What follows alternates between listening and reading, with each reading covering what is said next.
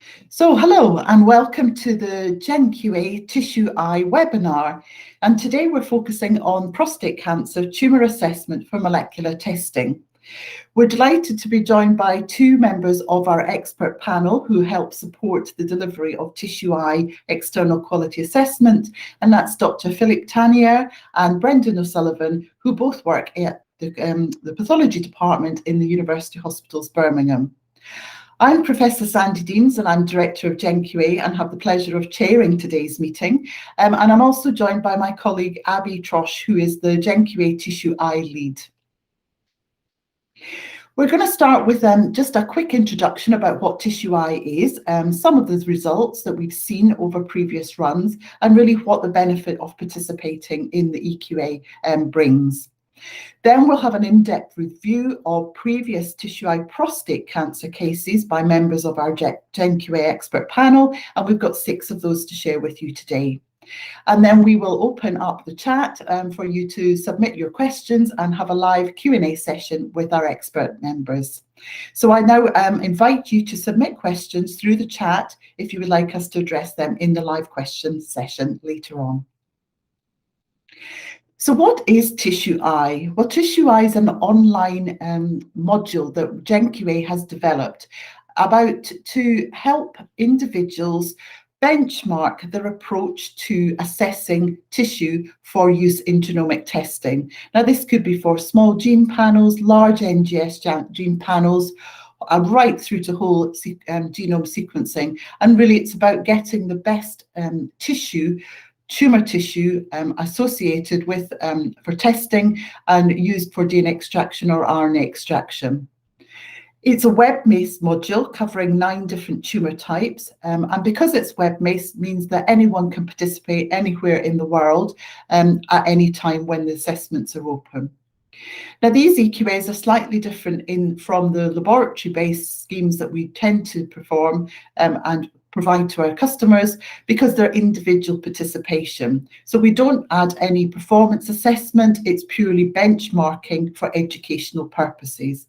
And there's a lot of benefit out there and feedback from our participants about how that can improve your own practice, and you can learn from others when you see how they go about doing the same assessment.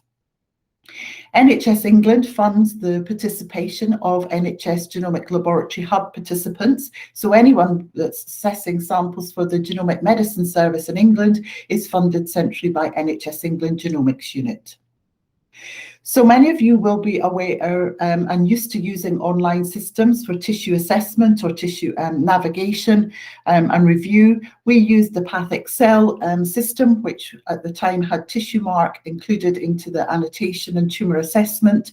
PathXL was then taken over by Philips and now is owned by Ceradan, but the system is the same. We find it works very, very well and our participants are happy with it.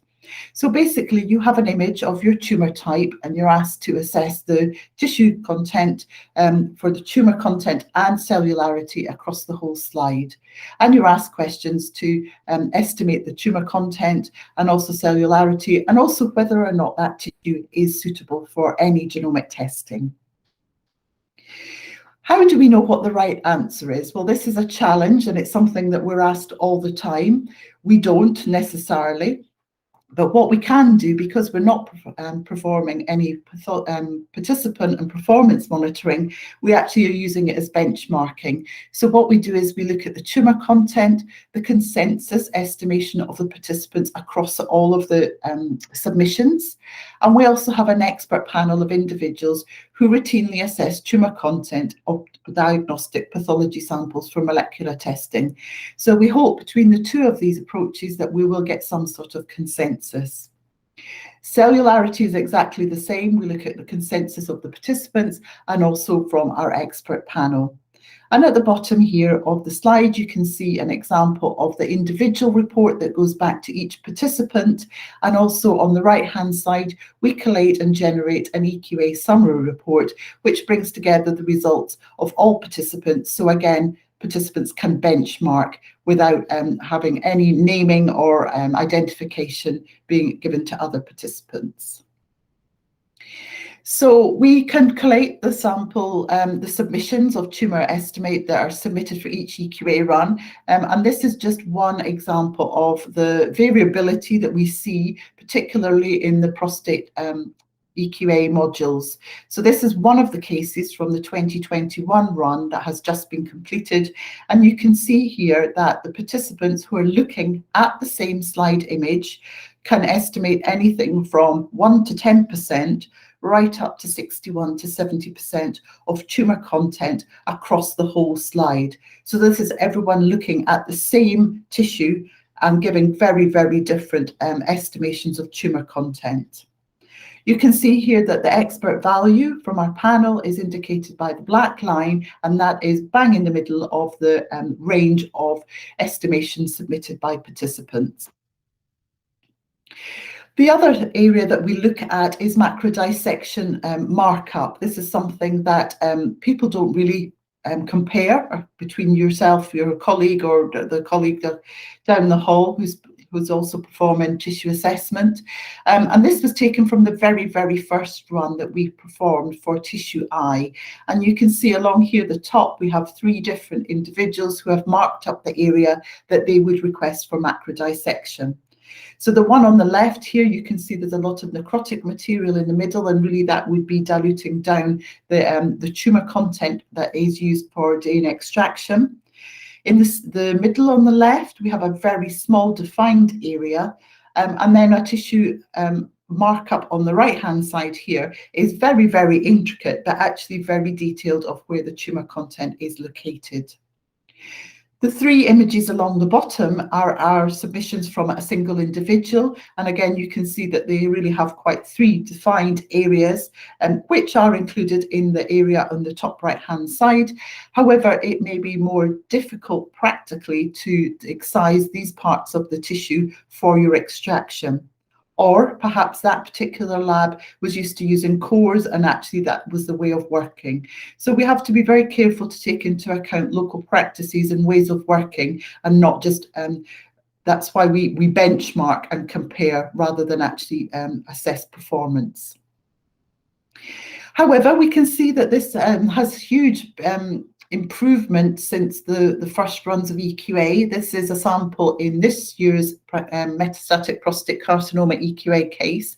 On the left-hand side, you can see here the expert panel markup image, and on the right-hand side, the markup areas of all the participants layered upon each other. So I would say that we can see here that we are getting a lot more consistency across the schemes, which is great news.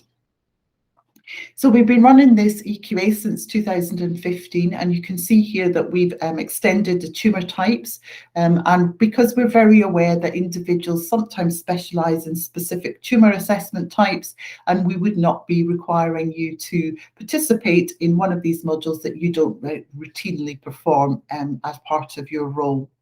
We started with just colorectal and lung in 2015, and you can see we've expanded, and some changes have come about where colorectal then changed into GI tract, and then we alternate between upper and lower, and also prostate has changed into urology, and really that was just to increase the scope of the cases that we could provide to our participants.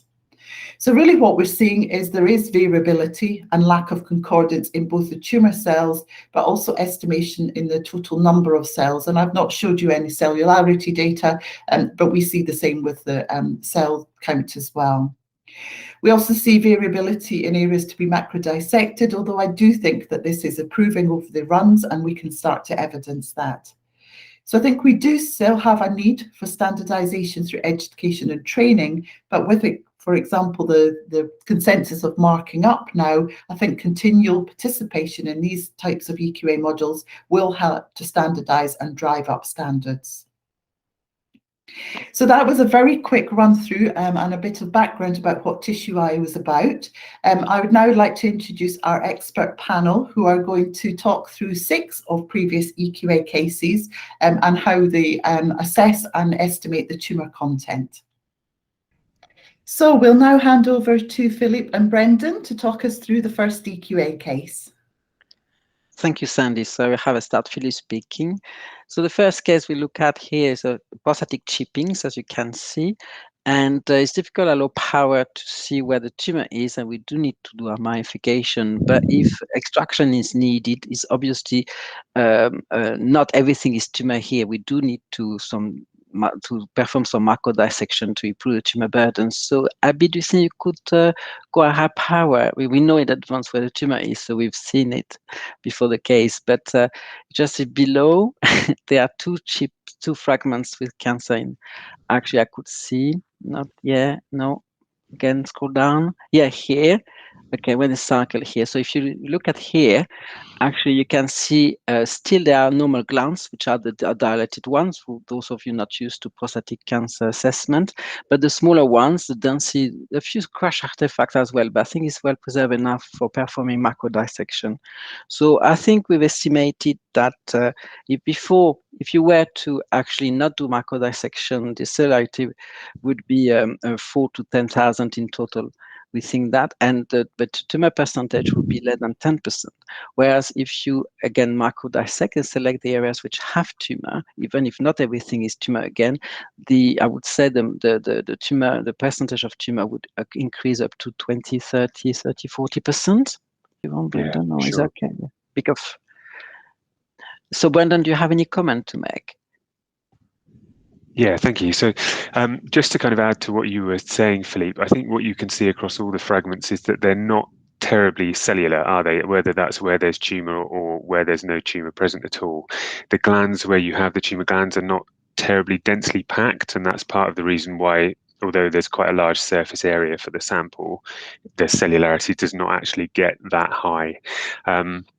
And these can be tricky samples in terms of macro dissecting, can't they? Because, as you can see in the fragment that Abby's highlighting here, amongst the tumor glands mixed in, you have quite a significant number of normal glands as well, or non-malignant glands. Anyway, you might have some atrophic glands, but these are all things which dilute down the tumor cellularity overall. And would you say these are possibly, along with prostate biopsies, the most common samples we see? It's difficult to say, but I would say the most common are probably the prostatic biopsies. Yeah, and then these. So we're not often dealing with the larger prostatic resections, are we, compared to these sorts of samples? Okay, thank you very much. So this is a prostatectomy specimen. And I think the challenging part for these is actually distinguishing where the malignant gland areas are from those areas that are non-malignant, and really excluding as much of the non-malignant tissue as you possibly can. So if we can kind of zoom into the denser area towards the top of the section, as we're looking at it here. Until you get into higher power, it can be quite difficult to pick out those glands. So as we kind of zoom in, you can start to see all of these smaller glandular areas appearing dispersed in amongst the larger glands. So the larger ones, actually, most of those are normal. Those are non-malignant. We've got some hyperplastic areas, I think, and possibly some atrophic glands. But actually, what we're interested in terms of maximizing for the tumor is if we zoom in a little more, we can see kind of spread in amongst the other glands, all of these smaller glands around that area, and those are mostly tumor. So if we were able to pick those out individually, that would be relatively rich. However, the issue you have with this particular sample is that it is quite difficult to pick those out. And in terms of macro dissecting, you're not going to be able to go in and take out those individual small tumor glands from the larger normal glands around there. I mean, we estimated as a group that the overall tumor content for this was 11 to 20%, so quite diluted out by normal cells. And in fact, even when you select this particular area, in terms of the annotation, you're still not massively enriching in this case because you have a very mixed population within that highlighted area. The overall cellularity remains high because you have a very large number of cells in there. So it's quite rich in terms of overall material, but it's a difficult specimen to get the tumor percentage, even with macro dissection, up above, say, 30 to 40%. Yeah. Okay. So Philip, now can we come to you to summarise this EQA case? Yeah, thank you very much, Sandy. This is a prostatic biopsy, as everybody can see, and this is relatively, I would say, easy to see because you have an. Abby, could you zoom in on the area, which those of you having done the assessment could see? There is a quite a large amount of the specimen here showing infiltration with tumor, which is relatively poorly differentiated. But again, it's a large focus of tumor, which again is the one you want to extract or you want to select for extraction and further molecular studies. So, and as again, most often in prostatic cancers, you see no inflammation and no necrosis. So in terms of percentage, we've estimated as a group that before, if you had to extract everything, it was 20 to 40%. But after selecting this area, which is rich in tumor cells, I would think myself that the percentage of tumor is largely over 50%. And the cellularity is near the 4,000, around in the range of 4 to 6,000. Thank you, Philippe. Brendan, do you want to add anything? So I think this case kind of gives us a good opportunity to frame one of the things that we're challenged by when it comes to macrodissecting cases. So that is, where do you decide the cutoff for the value you get from macrodissecting against the difficulty of the macrodissection process itself? And that sounds quite straightforward because obviously the point is to enrich for tumor content. But in a sample like this, you can see even at low power that the areas we've excluded are not terribly cellular. And so you could make the argument in this case that by not macrodissecting, the dilution effect is really quite minimal. You might only reduce the tumor percentage by, say, 10, 15, 20% at the most, and probably less than that. What I would say is it tends to come down to a decision about how easy it will be to perform that macrodissection. In this case, it is easy because the tumor and the non-tumor areas are so clearly discrete. But if you had a core biopsy in which you had transition from tumor to normal to tumor frequently, I would advise people against not macrodissecting in that case, because having confidence that you're only going to remove small areas of tumor that are dotted throughout a core biopsy is very difficult. Unless you're using some kind of macrodissection system that can do it digitally for you. But as a hand-based procedure, a manual procedure, it's not that easy to pluck small pieces of tissue out from a core biopsy. So I think it's always worth bearing in mind, do you need to perform that macrodissection process or not? Yeah, I fully agree, Brendan. I don't think I would have macrodissected that one. Thank you. So Brendan, do you want to give us a summary of this sample now, please? Lovely, thank you. So we have another prostatic resection specimen here. And I think that it gives some context for the points I was trying to make about the previous sample in terms of how much of a mixed population you have. So if we can just click onto the highlighting here to show the area that was selected. Yeah, so again, you are going to be dealing with a mixed population of tumor and non-tumor cells within that area. But we can see here that we've selected in terms of the area selected, and the contrast between the areas selected and not, there's, I would argue, more of a discrete separation between the tumor and the non-tumor. If we're able to zoom in on the area that we've selected at a slightly higher power, again, you can see once we get to a higher power, you're much more easily able to make out all of those small, poorly organized glandular structures, which are the tumor cells that we're interested in. Again, you still have some of the those larger dilated glands, which are going to be the normal in amongst there, but this one is slightly more densely packed. It's slightly more easily to separate in a discrete manner from although they're hyperplastic, the areas either side which are non-tumor. And we can see that it's relatively homogeneous as we move up through that area, which is something that is a kind of a relief to you when you're doing tumor assessment. It doesn't make your life too difficult when you're seeing a fairly homogeneous specimen. We couldn't really have excluded any other areas from that without losing overall cellularity, and we were never going to really increase the tumor percentage by being, if you like, more strict in terms of the area selected. If you were to go out into the areas not highlighted, you probably would find tumour glands in smaller numbers dotted in amongst the non-tumour glands, but there's no value in taking those areas. When you have a sample that's this rich in cells, you can afford to be fairly strict in terms of what you're selecting. You don't need to be too ambitious in terms of trying to maximize the yield you get, because you're getting so much cellular material from that particular selected area. So this is really quite a good specimen, and you can see the assessors decided that even without macrodissection, this was getting up to around the 40% mark. So once you include that macrodissection factor, you're getting way over 50%. Thank you, Brendan. Philip, is there anything you'd like to add? No, I don't think so. No, sometimes I think Brendan said it here on the edge of the top. I think there are a few glands, which are tumor glands dispersed in the middle of the normal glands, but I don't think it's not worth including those. Is more difficult. So selecting this area, which is so rich in tumor cells, is the right thing to do, I think. Thank you.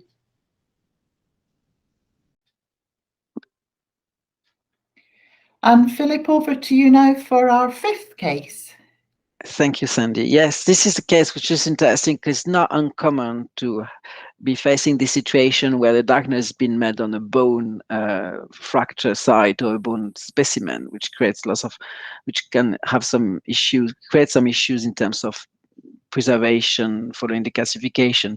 But however, this case shows that there is obvious tumor there, and it's a focus of tumor which is very well circumscribed and easy to spot. Sometimes tumor in bone metastases actually are more diffused and spread out, but this is a nice case. So it is worth performing macrodissection to even increase the cellularity and the tumor percentage within the specimen to be used for molecular extraction. So he actually, even prior to macrodissection, the cellularity was seen as over 10,000 and the tumor percentage between 30 and 40%. If you select the area which is within the cycle here, the tumor percentage will be largely over 60-70%. There is no inflammation, no necrosis. So it's a good specimen, pending the damage could have been created by decalcification at time of processing. Brendan, do you have anything to add? So no, I mean, I'd completely agree with, in terms of these prostatic mets going to the bone. This is a really nice one in terms of the area being quite well circumscribed, and it's relatively dense. And as you pointed out, there's very little sort of background infiltration by other cells. As a more general point, and as someone who's not a specialist pathologist, I think where you have these cases, these mets, if they are challenging in terms of defining the tumour cell population, they may well have often had immunohistochemistry performed in the diagnosis. So if you have access to those slides, looking at the immunohistochemistry to give you some idea of the cell population that is tumour and non-tumour can be helpful if it's a challenging case. But fortunately, this is not that's not the case with this particular sample. I think I don't know if we're really that clear on terms of whether non-cellular material such as bone is terribly problematic in terms of our extractions, but I think as a rule, anything you include that it's not cellular just adds to the problems with digesting material and removing non-cellular material. So even if including the wider area might not dilute out the sample that much, there are probably benefits to excluding it in terms of the overall processing. And moving on to our final case, which is part of the urology EQA and not necessarily prostate cancer. Brendan, over to you, please.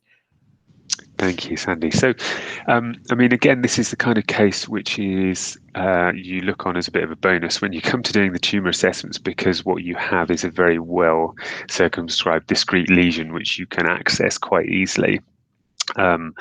Some mets within the lung can be small. They can be within areas that are more cellular in terms of the non-tumor cell population, and therefore that adds to some sort of a dilution effect in those cases. But actually, this case is relatively easy to manage. It's worth pointing out that taken as a whole across the section, it's not terribly rich in terms of the tumor cellularity. The background lung parenchyma is not terribly cellular, but there's enough of it within this section that if you were to take it without macrodissecting, you would see some significant dilution. I think it would take you down to around the 20% tumor cell content point. However, if we can sort of zoom in on the area we've selected on the left-hand side, what you see when we get up to very high power is actually that this is very homogeneous, very densely cellular. It's almost entirely composed of tumor cells. There's not a great deal of inflammation or other aspects that we would want to exclude.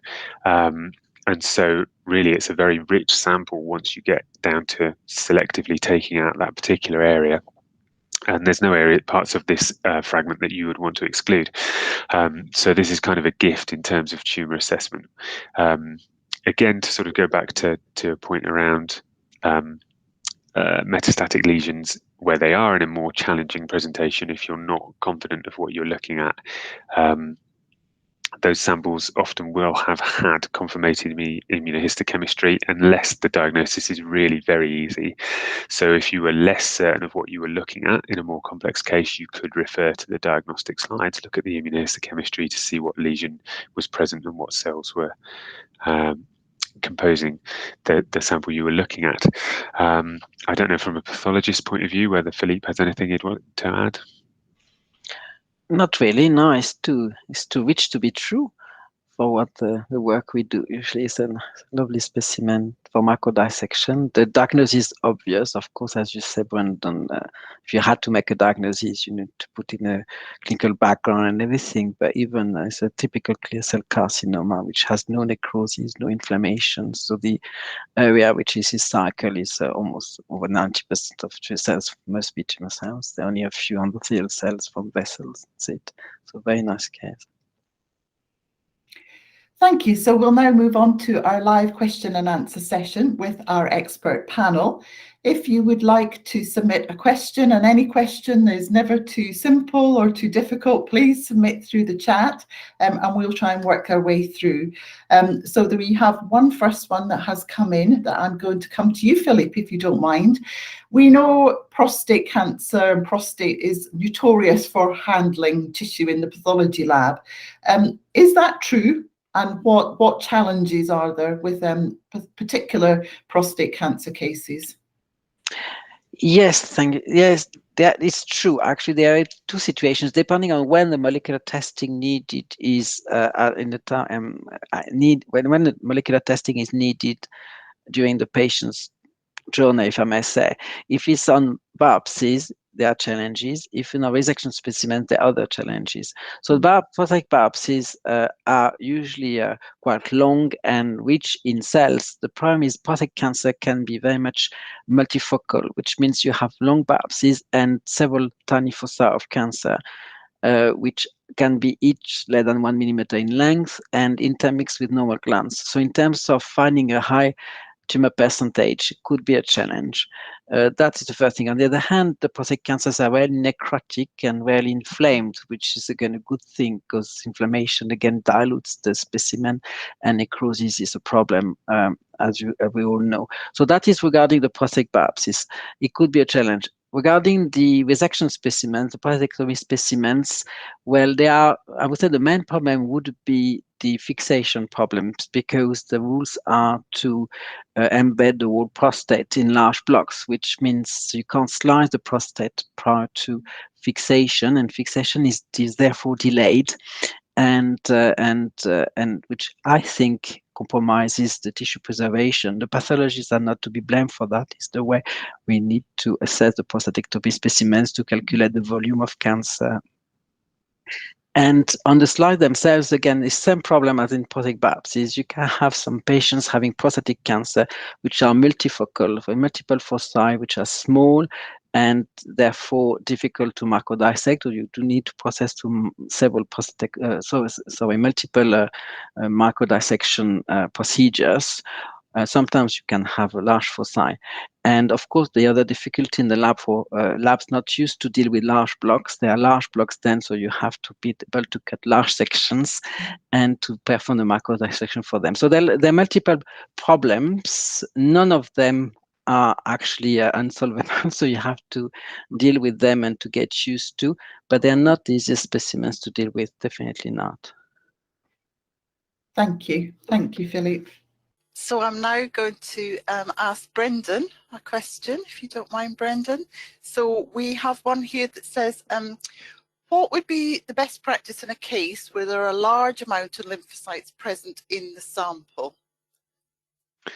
Hi, Sandy. So, I mean, it depends a little bit upon exactly how the architecture is structured, but if you're talking about a case where you've got the tumour cells dispersed in amongst the lymphocytes, that's beyond the limitations of macrodissection.